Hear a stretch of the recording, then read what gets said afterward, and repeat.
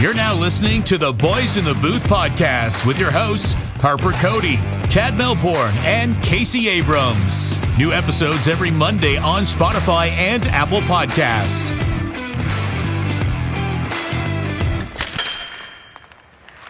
Good evening and welcome to episode 116 of the podcast. Cody, Abrams, and Melbourne joining you as always. Guys, today is a big one for a couple of reasons. It's Family Day, and also we are officially 1 month away from the NHL trade deadline coming up on March 21st, and that is going to be the focus of this episode after Fantasy Corner. But first of all, how we doing, guys?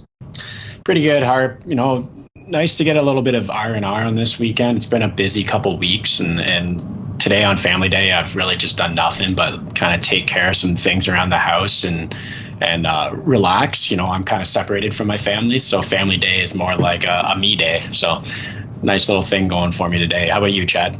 Yeah, I mean, same kind of thing. Rest and relaxation for me as well. I'm actually chilling all week. I mean, I say that because it's reading week for me, but I actually have a lot of things to kind of catch up on. So it's not really chilling, but it's like, you know, nothing pressing anyway.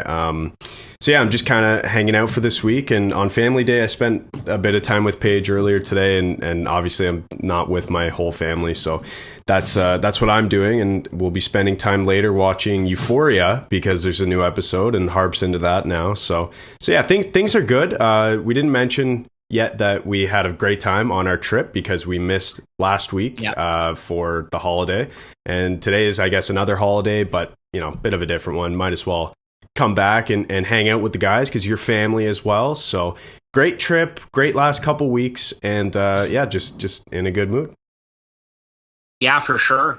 In a great mood. Not really much else to say. Had a great time with you, Case, and you, Chad, and everybody up in Collingwood there a couple of weeks ago. And no, it was awesome. And knowing that there is another short work week coming up is a great feeling. So that is good. Yeah, we haven't done Fantasy Corner in a couple of weeks, so let's get into that. And Case, we'll start with you. Just kind of an update on last week's matchup for you. I guess it would have been over these last couple of weeks, and yeah, just give us where you're at in fantasy right now. Yeah, you know, absolutely shit pumped by Remy last week. Not a better way to put it. It's definitely been a hard go for me the last couple of weeks in fantasy. I'm down to like 10th in the league, and you know, I'm going to be brief, but a couple quick little stats for you guys. I am third in points for in the league and first in points against. So basically, just the unluckiest guy in the league, down in 10th place. Correction here, Case. You are fourth in points for. I was actually going to bring that up, but you're having a tough go because you're putting up the points but not getting the wins. And part of that was playing me a couple weeks ago, and that's why we didn't record, because you were scared of coming on the podcast and, you know, saying that you lost. But what an absolute grudge match. We knew it was going to be. It finished 306 to 290. Two of the biggest point totals for that week, and I think two of the biggest for the entire season so far. That is my every week. I think every week I'm in like the biggest race in the league and then lose. It's like, and it's always because like all my guys play on one day, or like you know, weird schedule stuff, or people, you know, getting hangnails and can't play the game that night. It's just a bunch of nonsense. Yeah, this week I'm up against Nate in the Tampa Bay Three-Peats, and I'll tell you what, there's been one game today for this new week, and it was Colorado and Boston. So far, that's finished. Maybe another game has been being played right now, but Bergeron got me 12 points. Pasternak got me 14.25. I'm projected to beat Nate by a little bit, and I'm sitting in first place again, finally, because Luke Sheridan and the Meatheads lost last week, so I'm not going to be giving up first place for the rest of the year, and I can promise you guys that. Harp, how's your fantasy doing? Well, not great, as you guys know, and I think there's 14 teams, right? Mm-hmm. So I think, if I'm not mistaken, I'm 12th right now. Chad, I know you sent the current standings in our Thank you. In our fantasy league group chat. So, yeah, not a good showing against our good buddy Alan at Mansky. Ball to the wall last week. And I'm up against my brother this week, Patrick Swayze. And M has had a pretty good season in the Boys in the Booth Fantasy League. So we'll be motivated to get my act together and at least make it close or hopefully beat him. But I will mention, even though I lost to Alan last week, as far as individual performances go, I do want to shout out Tage Thompson getting his first career NHL hat trick. The Sabres lost the game against the Colorado Avalanche. No surprise there. It was a 5-3 loss, but Thompson did get 3 goals in that one, and he's having a career year. So as far as guys jumping off the page that had some good outings last week, Tage Thompson is certainly one of them. How about Jeff Skinner too in that game where he had 4 goals? Yeah, I mean, great. We were listening to the game on our way back from Collingwood. Don't have him on my fantasy team. Wish I did, but great stuff there. But wanted to shout out Tage because I've got him and looking to bounce back this week. Yeah, he'll appreciate that. Yeah, he's listening right now. Alrighty, let's get into some trade deadline talk. So as we mentioned off the top, we are exactly 1 month away from the NHL trade deadline, which is coming up on March 21st. And so we've each picked a player to watch for at the deadline and a player that has been in the rumor mill to potentially be moved, what the asking price is, potential fits, and all that kind of stuff. So we're each going to get into one player that we want to talk about leading up to the NHL trade deadline. So, Case, let's go back to you with yours. I know you were torn between a couple of guys. Have you picked on one? And if so, let's hear it. Yeah, first I kind of want to talk about the trade deadline and the fact that I think we are in the worst era of trade deadline there's ever been. Like, not necessarily just this year, but the last 3 years. And that's due to a mix of things. One of them being social media and, well, just media in general.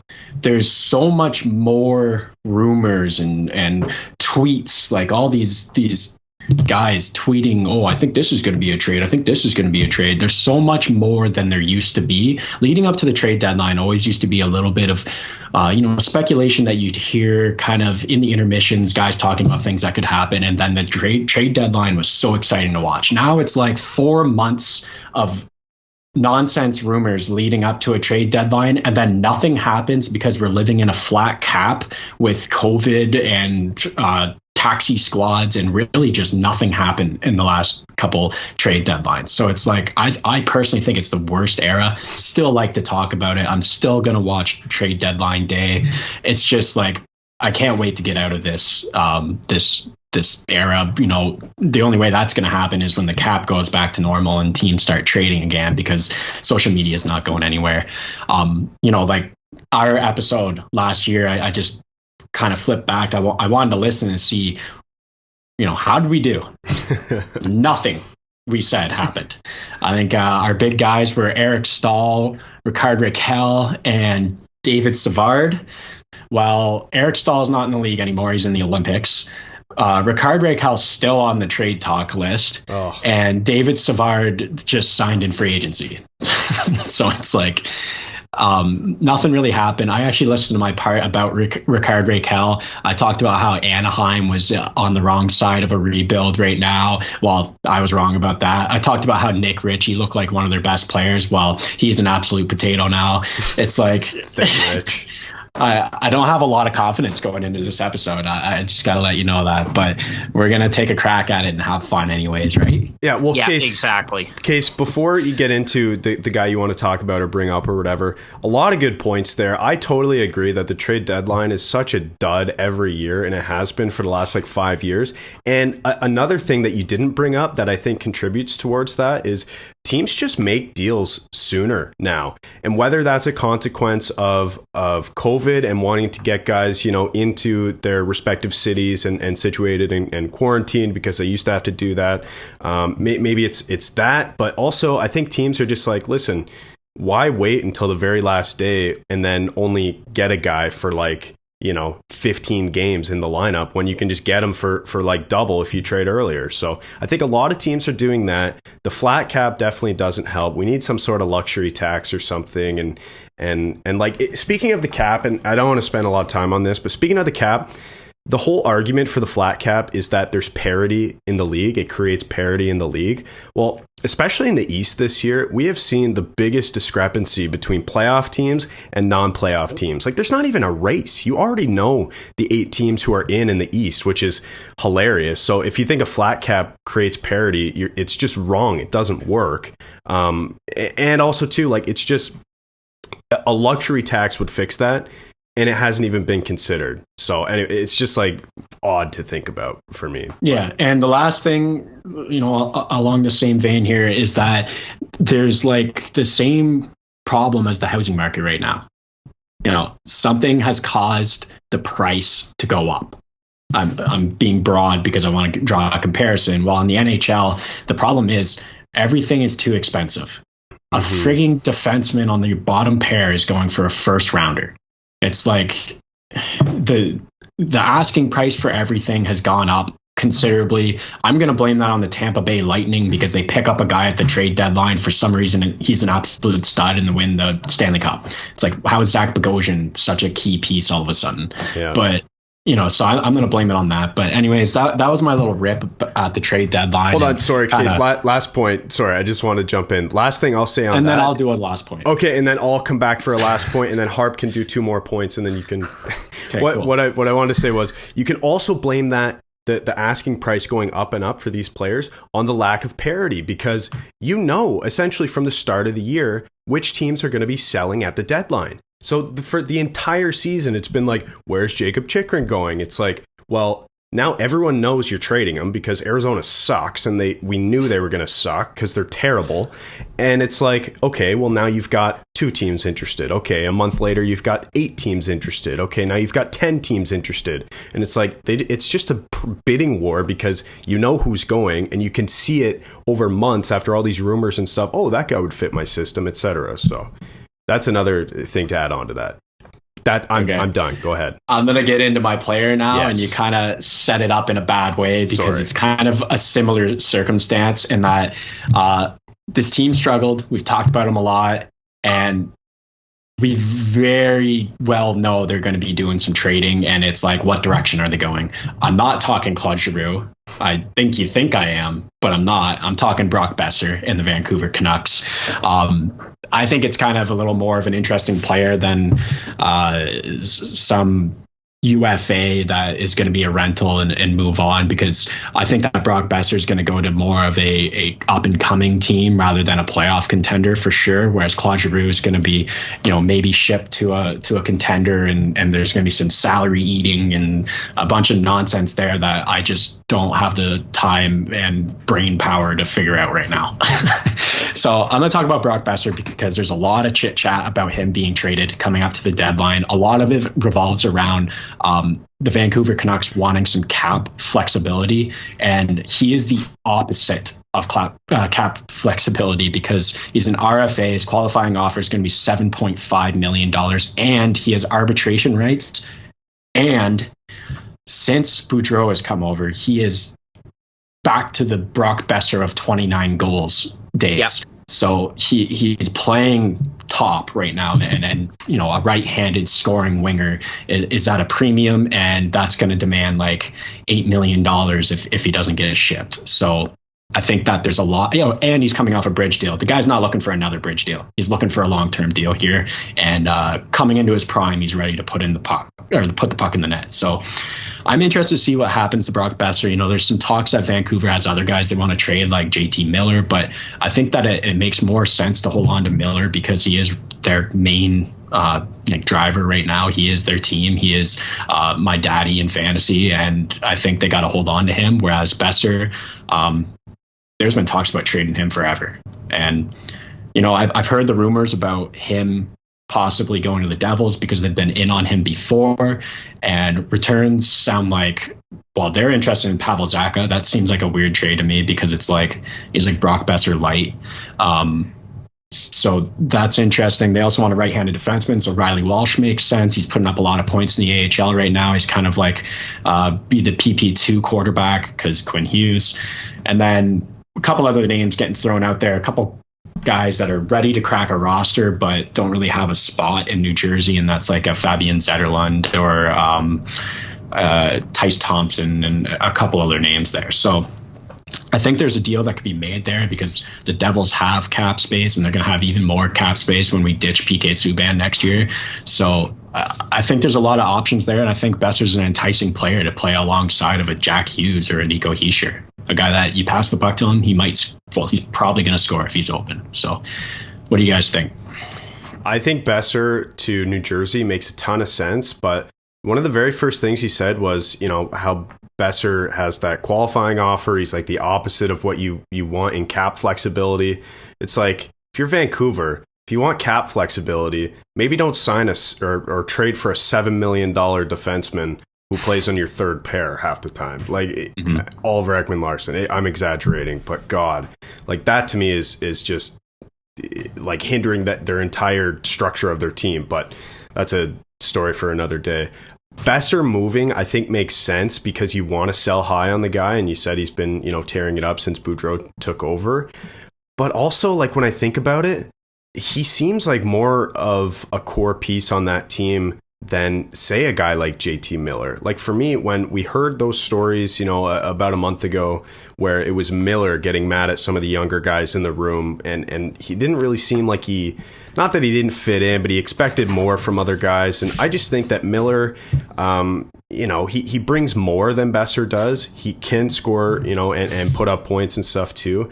But he can also bring sort of like a bit of grit and toughness that I think teams typically try to get at the deadline, rather than, you know, a Brock Besser he's a through and through goal scorer. So I don't know. I could see either of those guys moving. It'd be interesting if they move Besser, because then it's like, what's their next move? Like, how do they set up this core in the future to actually perform? Because this team on paper looks good. We've been saying this for forever. This team on paper looks great, but they just haven't been able to get it done. So that's what I would wonder. If they move Besser, what's the next move for them, and who do they bring in to sort of replace him? Because that just leaves a giant hole, in my opinion. Yeah, I think about, you know, between the choice of Miller or Besser, I think that they've got to hold on to Miller because they're kind of running out of guys to be that leadership group in Vancouver, and it's really just him and Bo Horvat right now. OEL's a leadership guy, but like he's a third pairing. You gotta lead by example, and that's JT Miller right now, and that's Bo Horvat. So it's like, I think they need those guys. I think that's an important part of a rebuild, and they really gotta hold on to guys that can show the young guys how it's done. Whereas Brock Besser has just been like, for some reason, that trade piece, that odd man out for X amount of years now. So yeah, like I still think it's Besser, but that being said, I'm sure he doesn't go anywhere. He signs an 8x8 next year, and I'm a jackass on next year's episode and talking about it again. Yeah. I think Patrick Allvin and Jimmy Rutherford and, you know, everybody in that front office are going about it the right way and saying, hang on, let's pump the brakes here. JT Miller is a driver for us, like you mentioned, Case, and he has another year left on his contract after this one. You know, let's not move a guy who is doing a lot for our team right now. And so, you know, whether it's Besser or whether it's Connor Garland, I really think it's down to those two as to who gets moved to create that cap flexibility, because that is the plan for the Canucks. It seems very clear that what they want to do right now is dump salary. And so while Besser is a great player and has fit in really well under Bruce Boudreau's system, the question is, what does that next deal look like? But I do think that, with an up and coming team, whether it's a New Jersey or an Anaheim, that move really makes sense because they have the cap space and could work with him to get him onto a very fair number on a long-term deal. So, but that is interesting for sure, and we'll see where it goes. But for me, it's either it's Besser, and you have that issue with the qualifying offer. You see what that next deal looks like, or it's Connor Garland, because in any other situation you'd have to retain salary, and I really don't think it's a good idea for them to move JT Miller at this time. Yeah, Connor Garland, it definitely makes sense to trade him for for the cap flexibility argument, but it's just not very intriguing to other teams, I don't think. They might both happen, but I think Connor Garland's more of a trade that just flies under the radar because they want that cap flexibility and they don't get very much in return for him. Yeah, I see Besser getting a large package. I see Garland returning like a pick, like a single pick, so. Okay, that was a good one. Harp, am I good to go to bring up mine then? Yes, absolutely. Thanks, Case, and Chad, let's get yours. Let's get yours now. And it's a defenseman that is high on the trade front. Yeah, that's right. It's Ilya Lyubushkin, who just got dealt to the Toronto Maple Leafs, and it's also Ryan Dzingel, Leafs legend, who now is with San Jose, But no, I'm bringing up Ben Chiarot, actually, and that's who I wanted to talk about.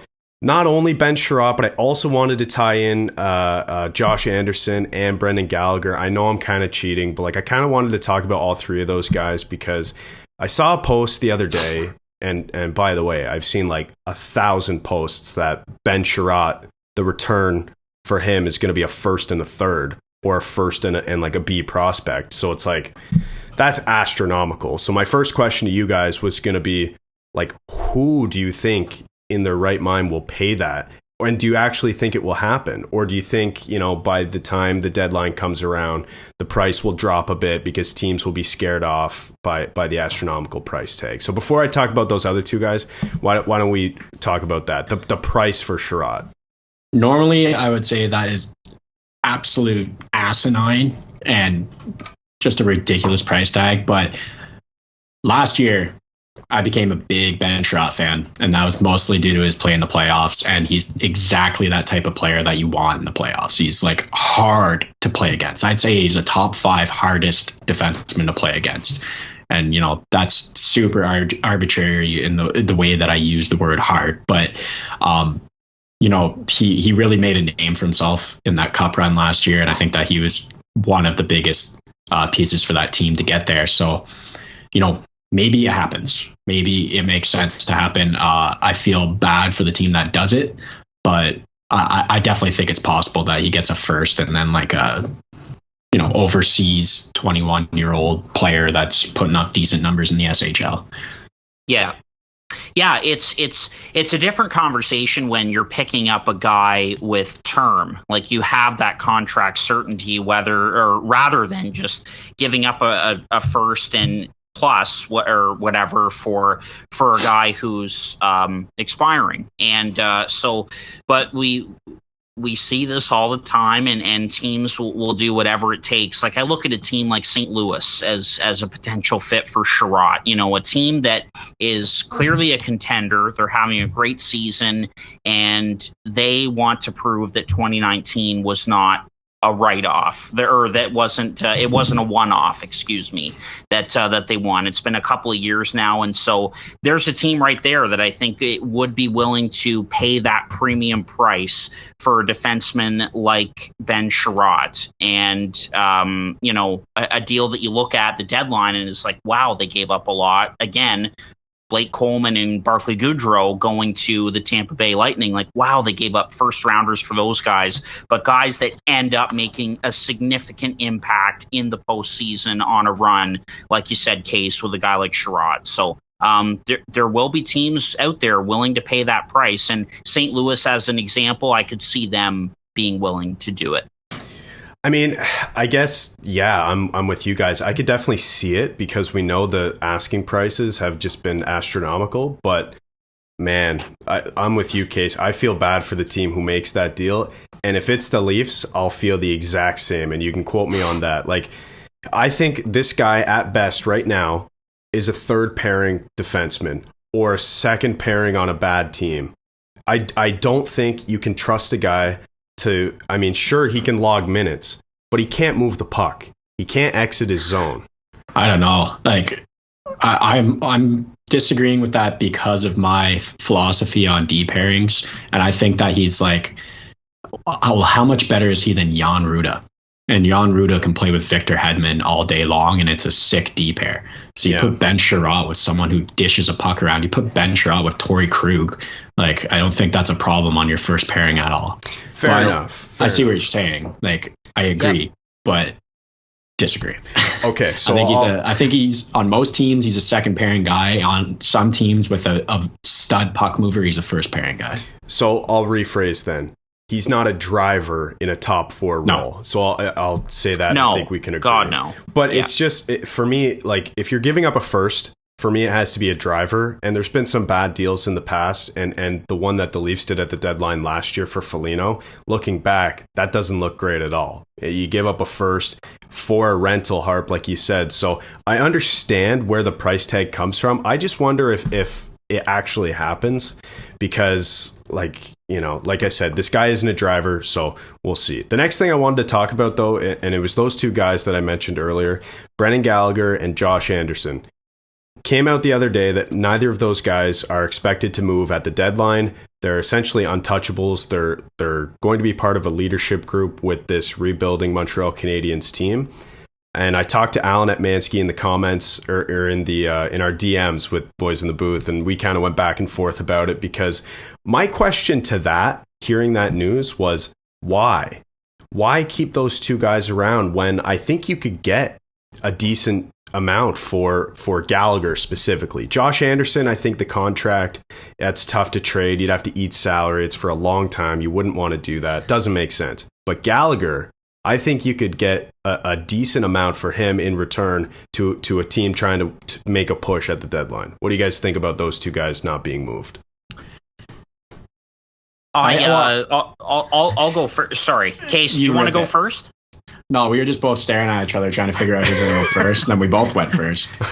That's on me, but I'll touch on Gallagher for a second specifically. You know, I mean, he's on a long-term deal. I think it's $6.5 million that he's making, but to me, it's kind of the same conversation that we were having about JT Miller. Not as that, you know, that Gallagher is a driver, but he is one of those heart and soul guys who gives you an honest effort every night. And Montreal is definitely transitioning and heading into a new era with Jeff Gorton and Kent Hughes at the helm. And so I think that you need guys like him to be in that locker room around the young guys, because they're going to get younger, obviously, and get some assets. So for me, Gallagher is the guy that, yes, you hang on to. You know, that contract is going to be tough to move without retaining salary. But again, it's one of those kind of heart and soul guys that gives you an honest effort every night that I think is important to hang on to as you go through this transition. Yeah, so I agree with Harp on the Gallagher. You know, that's your captain right there. Weber's gone. He's your new captain.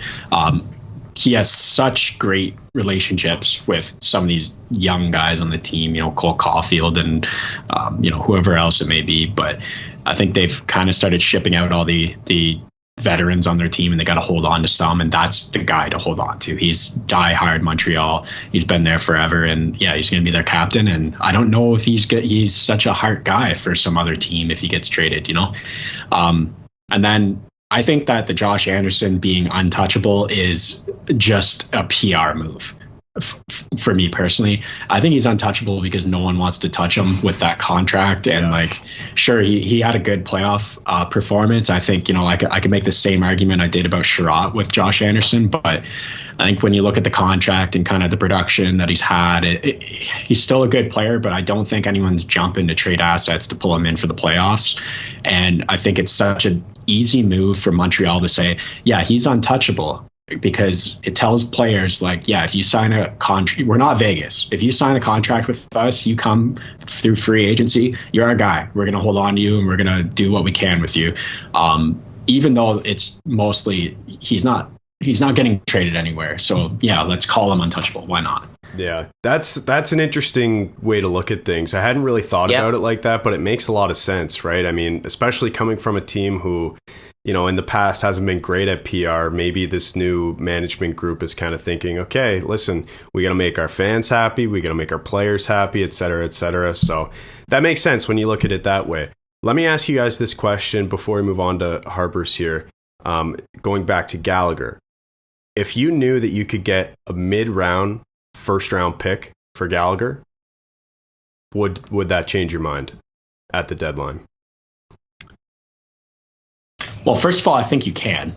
Yeah. No, I know. That's what I'm saying. I think you can. I agree. So I think you can, but I don't think it's enough for me to make a move. Although that mid first round pick this year is going to be good. Like 15th overall or something. Mm-hmm. Mm-hmm. And the other thing I will say to that is I think it's important for the Montreal Canadiens not to overreact to the way that this season has gone. I mean, this season has been historically bad for them. And next year, who knows? I think they'll be a lot better than this. How much better? Who knows? But I think it's important not to overreact as well and still keep some of those key veteran guys moving forward. They've won 2 games in a row for the first time this season. They play the Leafs tonight, so it's going to be 3 in a row. That's how it works. Geez. Marty St. Louis. That's it. Yeah. Yeah, they got their coaching change bump. That's what John said about Jay Woodcroft. So same thing. Yeah. Yeah, no, that's good. All right, moving on from that, great players by both you guys, and I'll move on to an obvious one. We've mentioned him a couple of times on this podcast, and he is a guy who is still a young player. And at the beginning of the season with the Arizona Coyotes, you would think after the kind of year that Jakob Chychrun had, complete tear-down rebuild that Arizona is going through. But Chychrun has had a really tough season. His plus-minus is absolutely terrible, and the production just isn't there. And he is playing on a bad hockey team. He's being asked to do a lot, but his name is out there and had a great season last year. I think he finished 8th in Norris Trophy voting, had 18 goals. So rightfully so, Bill Armstrong and the Coyotes are going to ask for a big return for Jakob Chychrun. He's got 3 more years left on his deal at $4.6 million. So again, as we talked about earlier,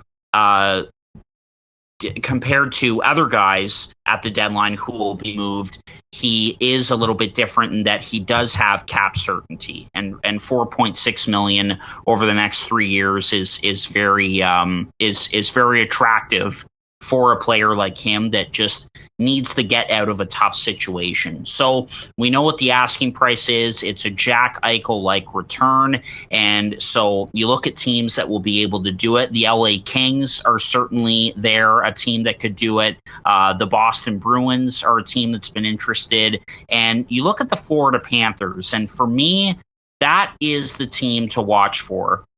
Chychrun is a Florida native, and if you're Florida, you've had such an unbelievable season. Like, this is the year to go for it. You have not won a playoff round since 1997, and I think you could still find a way to meet Arizona's needs without giving up an Anton Lundell or a Spencer Knight. in this deal. So again, I know it's not a mock trades episode, but Chychrun is a guy that I wanted to talk to. And so what are your thoughts on Chychrun? I think that Florida, with the season they've had so far, and with him being from there, and the year for them to go for it, not winning a round since 97, would be a great fit for Jakob Chychrun. So what do you think? Do you think that there will be not really many teams interested, like just, with how high the asking price is and all of that? What do you guys think?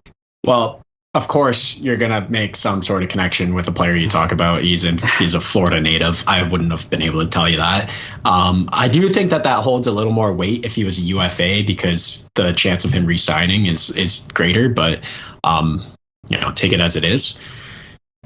My problem, I like the Florida. That makes a lot of sense. I think, that's a good landing spot for him, a team that you'd fit well with, a team that needs someone like that. I like it. I'm going to give an answer you're not going to like, and that's the fact that I don't think Jakob Chychrun goes anywhere. And that's mostly because of the asking price. And I think that the Arizona Coyotes are, like you said, playing the Buffalo Sabres here, and it's just too much, and it's not going to happen for a little while. And my main reason of saying that is I read that the Ottawa Senators picked up the phone and called on him, and they said the asking price was astronomical and gave up. The fact that is a team that has just such an inventory of assets, and maybe the most in the entire league, and they don't want to do it. It's crazy to me. And you look at Chychrun and the season he's having, he's a -28 right now. And, take that as it is, because he's on a bad team. Normally we throw that stat into the garbage, but look at Thomas Chabot, who's also on not a good team, but he's a plus, playing 28 minutes a night for one of the bottom teams in the league. Like, plus minus does say something when it's that astronomically low and that high. So I will say Chychrun, he's having a tough go of things right now. He's in a tough spot. Well, get used to it, because that asking price is not going to be met. And I think that there's other guys that Florida could go out and pick up to kind of fill that void. There's like Justin Braun is getting thrown around there, maybe even Sherratt or someone else, another defenseman. I like the landing spot that you bring up, Harp. Florida's a good fit for him. I just think that they're asking way too much for Chychrun, and it's just not going to happen. Yeah. I completely agree that they're asking way too much for Chychrun. And I wanted to go back, Harp, to Florida and think, like, so you mentioned that you think that they can get it done without including Lundell or Knight. Well, then who does it start with? Is it Owen Tippett? Because he's an asset that I don't think many people value as much anymore as maybe Florida does, because he's been around for so long. Tippett's he's a good player. He's going to be a good player in the league. But it's like, if the asking price was astronomical for Ottawa, who do you think they were including? Probably someone better than Tippett. That's just what I think. And like, especially if you're Florida, you're what, first place in the NHL? Third, maybe? Like, so that pick is going to be super low in the first round. So like, I don't know. I just don't think it gets it done. Like, it's, I don't know. The one thing that I really like about Florida as being Chychrun's landing spot, if it does happen, is that I think they're a team that's going to be good for a long time. Yeah. And that makes sense for Chychrun rather than a Boston that's kind of on maybe their last leg. We've been saying that about Pittsburgh for 15 years now. But, Boston may be on their last leg. They've got a couple more cup runs in them, and then it's who knows from there. I think Florida is going to be in this situation for 5 years here. They're the next Tampa. They're just such a good team, and they've got a lot of good players locked up for decent contracts, decent amount of time. Even, the goaltending situation there is looking good all of a sudden, even though we used to hit or rag on Officer Bob. But he's there for a long time, and he's playing well. So this team's going to be good for a long time, and that makes me think that Chychrun's a good spot. They don't really need to worry about being too young in the next 5 years. So guys like Hepo Niemi are an option, and a couple other of the younger guys not on the team right now. It doesn't necessarily need to be a player right now. So, that for me is a good point to say why it could be Florida if it does happen. Mm-hmm. Guys, Yeah, I haven't for sure. really completely thought about this, but I just wanted to throw it out there. What about the Rangers? Do you think that could work? You know, it'd have to start with Kakko or Lafreniere, and I don't think I'd do either of those. But I mean, Vitaly Kravtsov. no, I don't think Kravtsov gets much return at this point. But Yeah, I don't know. that makes sense. Again, it's another team that could really do it, and what a sick D pairing that would be on Chicker and Fox. Yeah. I think it would have to be like Lafreniere from them. I think it's the only option, and Lafreniere right down the middle would be pretty gross. Or is he a winger? I can't even remember. He's a Lafreniere. He's a winger. Yeah, so those two on the same line then. Sounds good to me. Yeah. I would absolutely be nauseous for a week straight if he went to the Rangers, but I wouldn't even do that too. Like, Chikrin's good, but the ceiling on Lafreniere and even Kakko too. Like, I know at this point he hasn't produced over since coming into the NHL, but such a talented guy. Like, he'll eventually figure it out. So yeah, I don't know. I understand why Arizona is why they have a high asking price. Like, it's a 23-year-old left shot defenseman who's having kind of a write-off season, and he's got contract certainty. Like, I get it. But Case, you brought up a good point. And if the Ottawa Senators are saying that the price is astronomical with all of the young assets that they have, like, you would have to think that Eric Brandstrom would be included in a potential deal if it's with the Senators. I mentioned the LA Kings. What do you think they're saying with all of the assets that they have? Like, you'd have to think that it's getting close to time to move on from a guy like Gabriel Velarde. What else is it going to take? And so there is that point to it as well. But again, going back to Florida, I think if you're a team that is good and hasn't been able to win in the postseason for a long time, and a team that you look at that should take a big swing with how good they are, it's the Panthers. Can they meet the asking price of Arizona's liking? That I don't know. But I do think if there is a deal that gets done with Florida, let's say, that Owen Tippett is included. But again, I mean, great points. It's, again, you see why Arizona is asking for so much, and you see why there are teams that aren't so sure about doing it. So you're saying it's going to be Vegas who pulls the trigger? Vegas trades their next 3 first-round picks after the one they just trade, and they flip Jack Eichel and get Chikrin in return. Eichel got his first the other night. That's right. As a Golden Knight. I don't know if you guys saw that in San Jose, but yeah, seriously, watch it be Vegas. Like, it's like Vegas has this addiction of like, oh my god, like whoever is at the top of the TSN trade bait board, we have to get them. Whoever's the biggest name available out there, we have to get them. So who else on a long-term deal we just signed can we give up to get this guy? But no, bye Pietrangelo. yeah, exactly. But no, it's not going to be Vegas, but we'll see. I mean, again, like with Arizona, you be patient, and he is only 23 years old. So, but I really wanted to bring Chikrin up because he is an interesting name. Like, we talked about Eichel for so long and like waiting for him to get moved or whatever. I feel like Chikrin is kind of the next guy. Like, what is going to happen with this guy? If I were Chikrin, I'd be shopping a neck injury here real soon so that it gets done. Yeah, really. All right, boys, is that good for trade deadline talk or what? Yeah, I think so. All right. Thanks, fellas. 1 month away from the deadline. Looking forward to it. Case, I know you're not, but no, I'm just kidding. But we'll see what happens. I do enjoy this time of year. Deadline day is still fun. Looking forward to it. So again, thanks so much for listening. If you have any questions or anything that we didn't bring up that you think we should have, you can hit us up on our Instagram as well. Send us a DM or a comment on a post or whatever at Boys in the Booth, and we'll chat with you again next week. This has been another episode of Boys in the Booth with Harper Cody, Chad Melbourne, and Casey Abrams. New episodes every Monday on Spotify and Apple Podcasts.